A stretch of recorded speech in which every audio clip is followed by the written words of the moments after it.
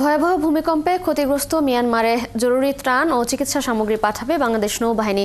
সকালে নেভাল বার্ড থেকে নৌবাহিনী প্রধানের উপস্থিতিতে বানৌজা সমুদ্র অভিযান চট্টগ্রাম ছেড়ে যাবে। গত 28শে মার্চ মায়ানমারে ভয়াবহ ভূমিকম্প হয়েছে। এই ভূমিকম্পে ব্যাপক জানমালের ক্ষয়ক্ষতি হয়েছে। তো সেই ক্ষয়ক্ষতি বাংলাদেশ সরকার রাষ্ট্রের পাশে দাঁড়ানোর সিদ্ধান্ত নিয়েছে। তো তারই অংশ হিসেবে বাংলাদেশ নৌবাহিনী আজকে 120 টন ত্রাণ সামগ্রী নিয়ে মায়ানমার উদ্দেশ্যে তাদের বানৌজার সমুদ্র অভিযান তাদের জাহাজ ছেড়ে যাবে এবং এটি সকাল 10টা নাগাদ ছাড়বে বলে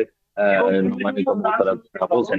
এই ত্রাণের মধ্যে রয়েছে তাঁবু, শুকনো খাবার, ওষুধ, জীবাণুনাশক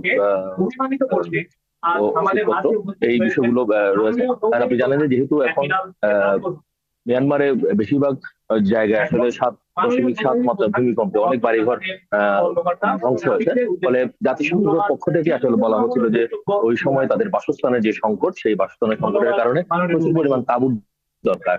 তো তার কারণে আসলে এই 120 টনের মধ্যে প্রায় 90 টনেই আসলে তাঁবু রয়েছে এবং তার সাথে রয়েছে পোশাক এবং ওষুধপত্র, খাদ্য সামগ্রী এগুলো রয়েছে। এবং এর আগে গত 1 এপ্রিল কিন্তু বাংলাদেশ থেকে আরো 2টি টিম কিন্তু গেছে, যারা নৌবাহিনী, বিমান বাহিনী, সেনাবাহিনীর এবং ফায়ার সার্ভিসের সদস্যদের সম্মিলিত একটি টিম রয়েছে, যারা ওখানে উদ্ধার কাজ এবং চিকিৎসার কাজটি এসে শুরু করেছে।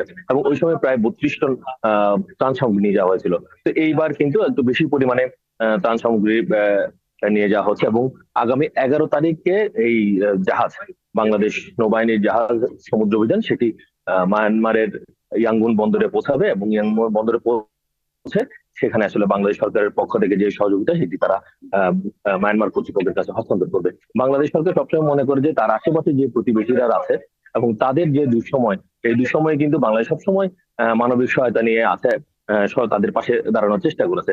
এবং আজকে যে নৌবাহিনীর জাহাজটি যাচ্ছে এবং বাংলাদেশ সরকার এর নাম দিয়েছে মানবতার জাহাজ, সেই মানবতার জাহাজে করে আসলে প্রতিবেশী দেশে যে দুর্যোগকালীন যে সময়, সেই দুর্যোগকালীন সময় বাংলাদেশ সরকার তাদের পাশে দাঁড়ানোর চেষ্টা করছে। এবং আগামীতেও আসলে এরকম করে বাংলাদেশের প্রতিবেশী কোনো দেশ যদি এরকম দুর্যোগের মধ্যে পড়ে, বাংলাদেশ সরকার সবসময় তাদের সাহায্যের হাত বাড়াবে। এবং এর আগেও কিন্তু আমরা দেখেছি যে শ্রীলঙ্কা, মালদ্বীপ, ফিলিপাইন সহ বিভিন্ন দেশে যখন আসলে এরকম ঘূর্ণিঝড় বা মানব বিপর্যয় ঘটছে, তখনই আসলে বাংলাদেশ সরকার সবসময় তাদের পাশে দাঁড়িয়ে আছে।